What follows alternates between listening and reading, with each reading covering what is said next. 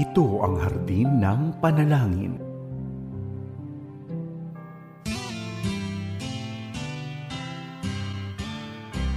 May harding mapananalanginan, doon si Jesus naghihintay. O kay inam ng panalangin ng hardin, doon kay gandang manalangin. Tayong natutulog sa luklukan ng Diyos sa hardin ng pananalangin. Isang pinagpalang Sabado sa inyong lahat, kaagapay. Pabati namin sa inyo ngayong umaga ay pag-asa at pagpapala mula sa ating mabuting Panginoon. Muli, welcome sa programang Hardin ng Panalangin. Ialay natin sa Panginoon ang unang bahagi ng ating araw para manalangin at mag-aral ng kanyang mga salita. Makakasama mo ako sa kalahating oras ng prayer. Ito po ang inyong lingkod, Pastor Ronald Llobrera. Kami po ay sumasa inyo mula rito sa One Corporate Center sa Ortigas, Pasig. Hatid pa rin ng 702 DZAS FEBC Radio TV, Agapay ng Sambayanan. We are also broadcasting sa Channel 185 ng Signal Cable sa tulong ng GCTV, sa Facebook Live at YouTube ng DZAS, at ganun din sa 702 DZAS app. Bago ang lahat, lapit muna po tayo sa presensya ni Lord sa ating pangunang panalangin.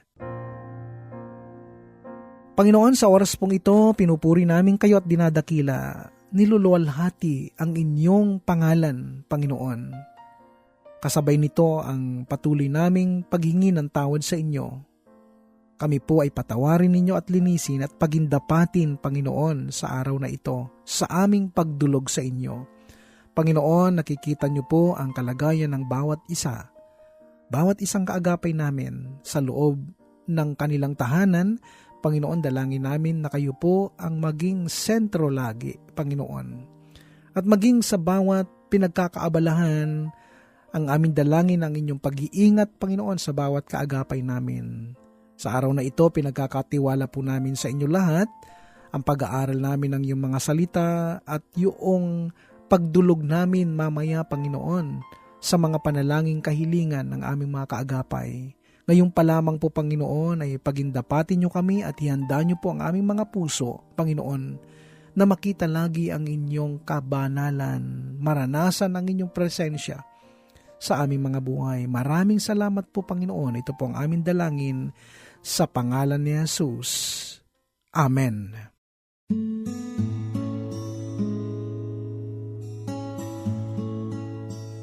Napapakinggan mo pa rin ang programang Hardin ng Panalangin at ako po si Pastor Ronald Llobrera, ang inyong hardinero tuwing Biyernes hanggang Linggo. Upang mas maging mabiyaya pa ang ating prayer time, maaari mong i-comment ang inyong mga hiling sa panalangin sa ibaba. Gagawin natin ang ating makakaya kaagapay para maisama yan sa ating panalanginan. At kung sakali man na hindi na po mabasa lahat ng mga prayer request na pinapadala po ninyo, tiyak pong umasa kayo na ito po ay dadali namin sa aming personal na prayer and devotion. At alam natin na ang pagtugon ng Diyos ay talagang laging on time sa kanyang kapanahunan, sa kanyang kalooban. So ipagkatiwala po natin lahat sa Panginoon. At kung sakali naman kaagapay na mayroon ng tugon ng Panginoon sa inyong mga prayer request, abay magsama-sama din tayong pasalamatan natin ang ating Panginoon. I-comment mo rin sa amin kaagapay yung mga answered prayers at para ma-encourage din ang iba. Amen. Para sa ating pag-aaral ng salita ng Panginoon ngayong araw, samahan mo ako kaagapay. Ang sabi sa unang Korinto, kabanatang 10, talatang 13, wala pang pagsubok na dumating sa inyo na hindi naranasan o nararanasan ng ibang tao. Tapat ang Diyos at hindi niya ipapahintulot na kayo'y subukin ng higit sa inyong makakaya. Sa halip pagdating ng pagsubok, bibigyan niya kayo ng lakas upang makayanan ito at ng paraan upang malampasan ito. Meaning, it is a much fight. You are still free to win your freedom and you are not an underdog. This is not even torture. Hindi ka dadalhin ng Diyos sa isang labanan na hindi mo kakayanin. Kapag nandyan ka sa labanan na yan, sa pagsubok na yan, kaagapay, o sa tukso na yan, siguradong patas at kaya mong labanan. Kaya mo ang laban.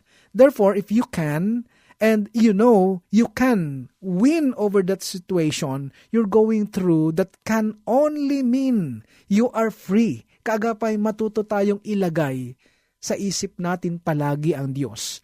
At hindi niya pahintulutan ang anumang tuksong higit sa ating makakaya.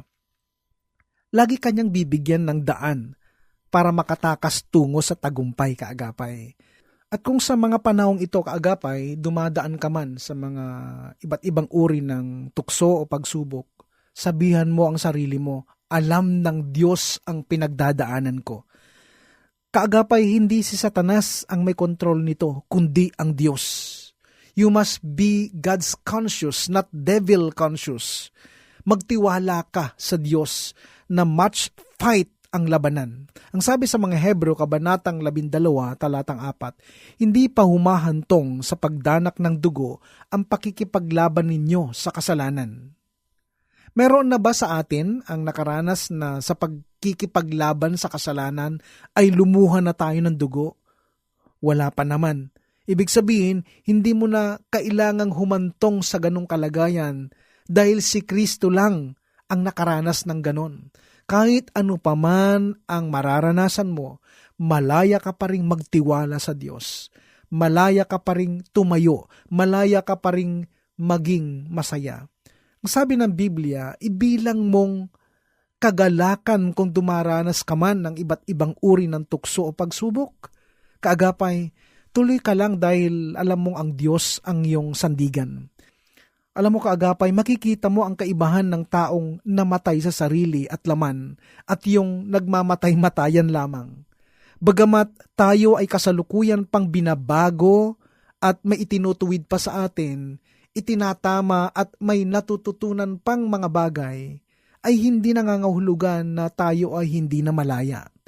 Gusto kong maunawaan natin na ang proseso ng pagtutuwid at pagbabago ay isang pamamaraan ng Diyos upang tayo'y hubugin sa wangis ng kanyang bugtong na anak, na siya namang dahilan kung bakit tayo ay tinawag na mga anak din ng Diyos. Kaagapay, hindi ipapagawa ng Panginoon sa atin ang isang bagay kung alam niyang ito ay hindi makabubuti sa atin.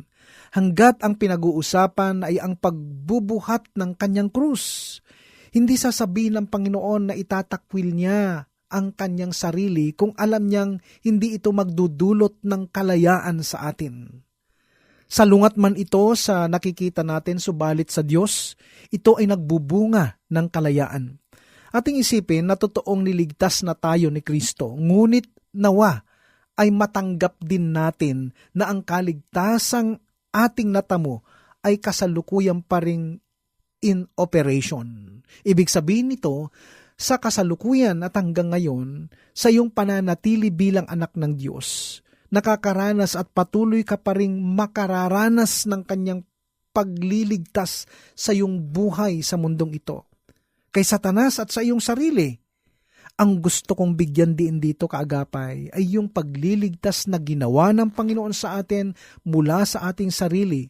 Ayon sa Roma, sa mga kabanatang 6, 7 at 8, ay wala tayong ibang mababasa sa mga kabanatang ito, kundi ang tayo ay pinalaya at namatay ng kasama ni Kristo sa krus. Ang sabi sa Roma, kabanatang 6, sa mga talatang 3 hanggang 7, hindi ba ninyo alam na tayong lahat na nabautismuhan kay Kristo Jesus ay nabautismuhan sa kanyang kamatayan? Sa makatuwid, tayo'y namatay na at nalibing na kasama niya sa pamamagitan ng bautismo upang kung paanong binuhay muli si Kristo sa pamamagitan ng dakilang kapangyarihan ng Ama, tayo rin ay magkaroon ng panibagong buhay. Sapagkat kung nakasama tayo ni Kristo sa isang kamatayang katulad ng kanyang kamatayan, tiyak na tayo ay makakasama rin niya sa muling pagkabuhay na katulad ng kanyang muling pagkabuhay.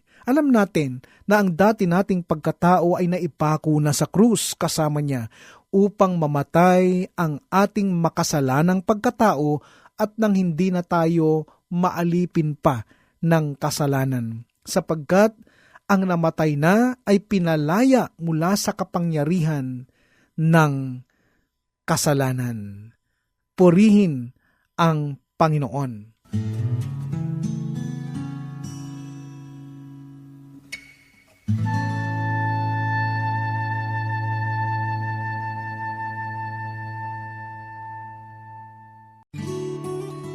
Ating ilapit sa Panginoon ang mga kahilingan ng ating mga tagapagtangkilik at mga kaagapay sa ministeryo ng FEBC. Umaga po sa bawat isa sa atin. Ako po si Pastor Viel Samaniego. Samahan niyo po ako sa ating sama-samang panalangin para po sa FEBC. Tayo po ay manalangin. Dakilang Diyos, sa umagang ito kami po ay nagpupuri at nagpapasalamat sa iyong kabutihan sa buhay po ng bawat isa at lalo na po sa buhay at ministeryo ng FEBC. Panginoon, salamat po sa mga ministeryong ito at sa misyon na maipahayag ang mabuting balita ng kaligtasan sa pamagitan po ng radyo. Salamat po sa mga programa ng FEBC na siyang tumutulong na ang bawat isa ay mapakinggan ang plano mo ng kaligtasan para po sa sangkatauhan.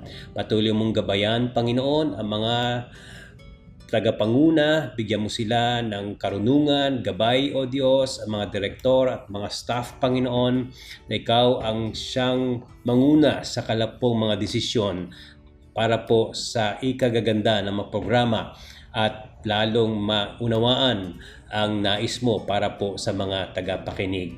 Dalangin po namin, Panginoon, na patuloy mong buksan ang mga pintuan, O Diyos, sa mga oportunidad para po sa mas mapalawig ang ministeryo ng FEBC. Lalo na rin, Panginoon, ang mga pangailangan nila pinansyal, mas palawigin mo pa, Panginoon, ang maraming partners at ang maraming mga taga-suporta, Panginoon, para po matugunan at mabigyan ng probisyon ang iba't ibang programa ng FEBC.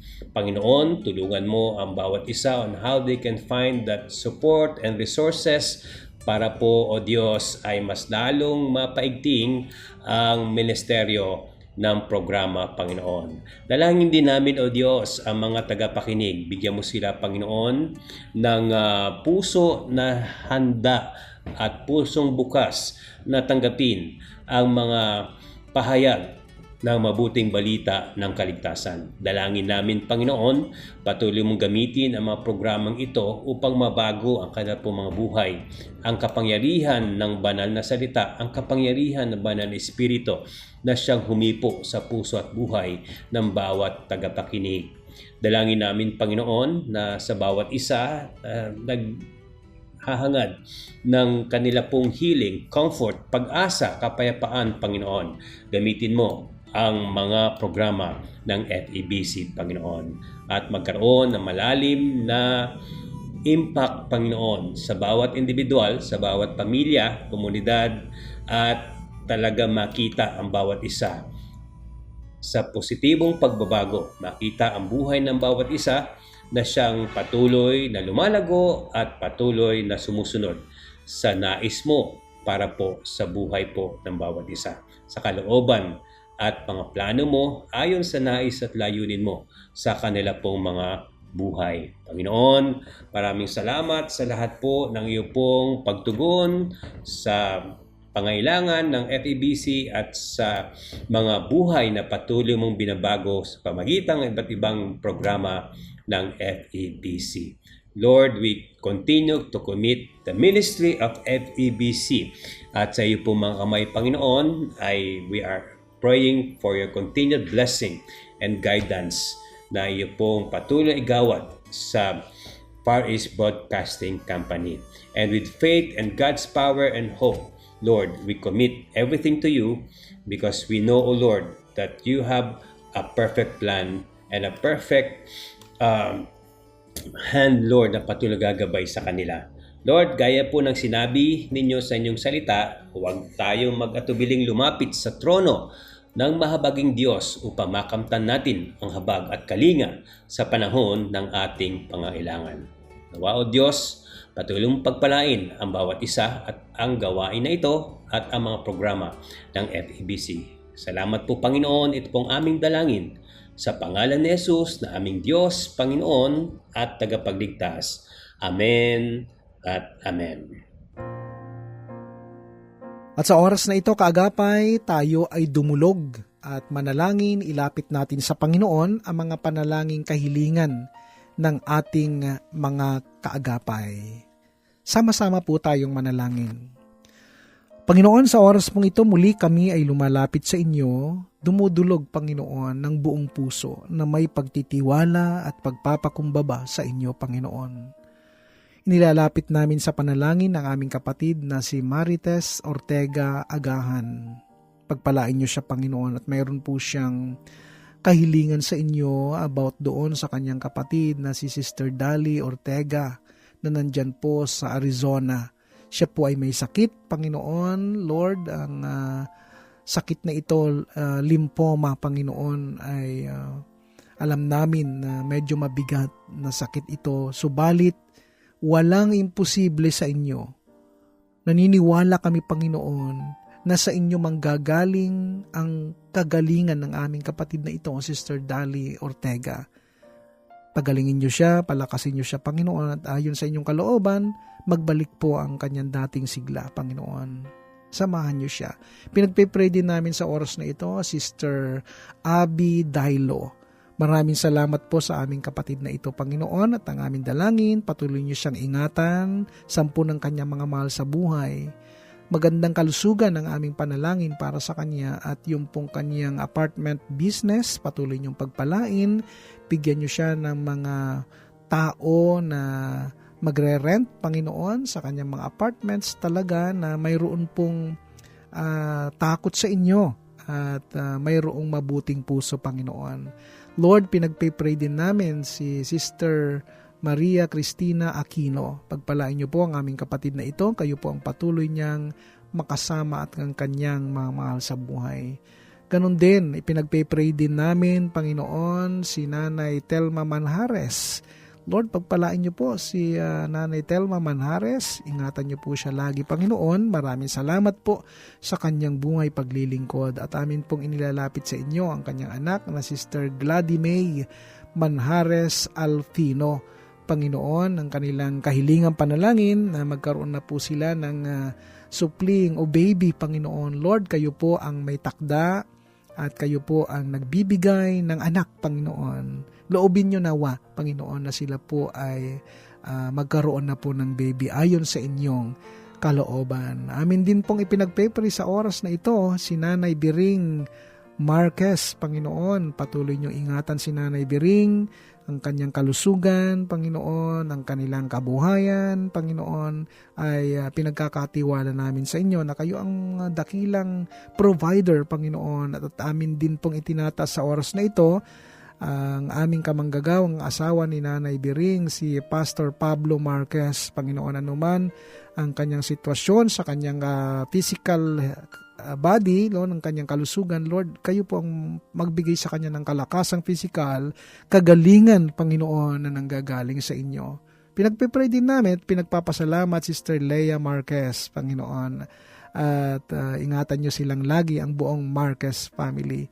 Patuloy ko itinataas din Sister Christine Gallego. Ingatan nyo siyang lagi, pagpalain nyo po ang buong Gallego family. Ganon din kay Sister Julieta Marquez. I-bless nyo po ang family ni Sister Julieta at anuman ang kanilang pinagdadaanan, alam namin ang pagpapala ninyo ay lagi pong mararanasan nila. Patuloy din namin tinataas si Sister Nora Cancela. Panginoon, maraming salamat sa kanyang buhay. Patuloy niyo siya ingatan ng buong Cancela family at ikaw, Diyos, sa maging kalakasan nila sa lahat ng pagkakataon. Ganon din po aming pinagpipray si Sister Lilian Guerrero. Lord, pagpalaan niyo po ang buong Guerrero family, ingatan niyo po at kayo po ang maging kalakasan po nila at provider po nila sa kanilang buhay, sa kanilang pamilya. Pinagpe-pray din namin, Panginoon, si Sister Corazon Holandes, Lord, at ang buong Holandes family. Ang patuloy na dalangin namin ang inyong pag-iingat sa kalusugan ni Sister Corazon at ang kanyang sambahayan. Patuloy ko pong ipinagpe-pray, Panginoon, ipinagpapasalamat ang buhay paglilingkod ni Mami Auring Sumulong. Panginoon, maraming taon na ang aming kamanggagawang ito, si Nanay o Mami Auring, ay lagi naming katuwang sa paglilingkod sa anumang paraan, Panginoon. Maraming salamat po sa kanyang buhay at aming dalangin. Patuloy niyo siyang palakasin, gabayan at i-provide ang magandang provision sa business nila, Panginoon. Lord, bilang leader ng FEBC Intercessors, Panginoon, patuloy niyong bigyan ng kalakasan si Mami Auring, Panginoon, at kayo po, Diyos, ang magbigay din ng karunungan sa Kanya, Panginoon, pang magamit niya sa Kanyang patuloy na paglilingkod sa inyo. Akin din pong inaalala at ipinagpapasalamat ang buhay ni Brother Leo Abisamis dyan po sa Texas, USA. Maraming salamat po sa pag-iingat niyo sa kanyang buhay, sa kanyang pagbabakasyon nung nakaraang buwan dito po sa Pilipinas at nakasama niya ang kanyang mga kamag-anak at mga mahal sa buhay. Panginoon, patuloy niyo siyang ingatan, lalo na po sa kanyang trabaho at ministry dyan po sa Texas, USA. Panginoon, amin din pong patuloy na idinadalangin sa inyo si Rainier de la Peña. Lord, ang kagalingan, Panginoon, ay amin pong panalangin, kahilingan sa inyo na maranasan po ng aming kapatid na ito. Akin din pong idinadalangin sa oras na ito si Susan Raznal, Panginoon. Good health and strength sa kanyang tatay at anak na si Thea. Lord, ang aming kapatid na Ingracia Perez, Panginoon, ang aming dalangin sa kanya ay healing for breast and liver and bone cancer. Panginoon, Lord, walang imposible sa inyo. Anuman yung nararanasan ng aming kapatid na ito, Lord, kayo po ang magbigay ng tiyak na kagalingan sa kanya. Pinagpe-pray din namin sa oras na ito, Panginoon, si Antoinette Lacap, Lord, na luminaw na po yung kanyang mata, Panginoon, at makakita po siya ng maayos. Amin din dalangin kay Maylene Duran, Panginoon, ang patuloy na paglago ng kanyang tindahan at kayo po ang magbigay ng customers sa kanila.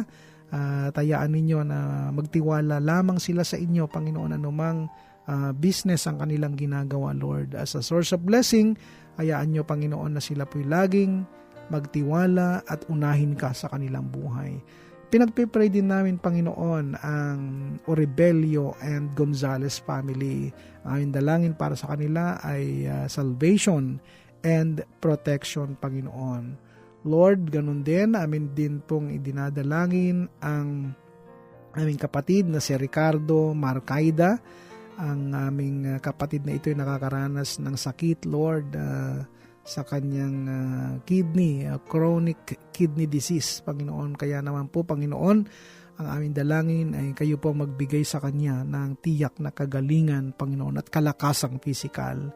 Pinagpipray din namin ang aming kapatid na si Amy Bunda, Panginoon. Ang aming panalangin para sa kanya ay maayos na financial provision at hayaan ninyo, Panginoon, na makahanap sila ng uupa sa kanilang bahay na capable na magbayad, Panginoon, at maging maayos yung monthly rentals, Panginoon. Amin din pong ipinagpipray si Rene Ahedo, Panginoon, healing and recovery mula sa kanyang 2 beses na heart operation. Lord, ingatan niyo siya na sa mga darating na panahon ay maranasan niya na talaga yung kumpletong kagalingan mula sa inyo. Panginoon, nagtitiwala lamang po kami sa inyo. Kayo ang Diyos at doktor ng mga doktor at walang imposible sa inyo. Maraming salamat po, Panginoon, sa inyong mga katugunan ayon sa inyong banal na kalooban. Ito po ang aming dalangin sa pangalan ng aming Panginoong Hesus. Amen. May harding mapananalangin. Mga kaagapay, magkarinigan muli tayo mula Biyernes hanggang Linggo sa radio, online at dito sa Channel 185 sa Signal. Ito'y sa pakikipagtulungan ng GCTV. Para sa programang Hardin ng Panalangin, muli ako po si Pastor Ronald Llobrera na laging nagpapaalalang ang Kristiyanong namumuhay ng tapat ay sapat sa lahat ng bagay. Magtapat tayo sa Diyos at ang Diyos ay hindi magkukulang. Pagpalain ka ng Panginoong Hesus.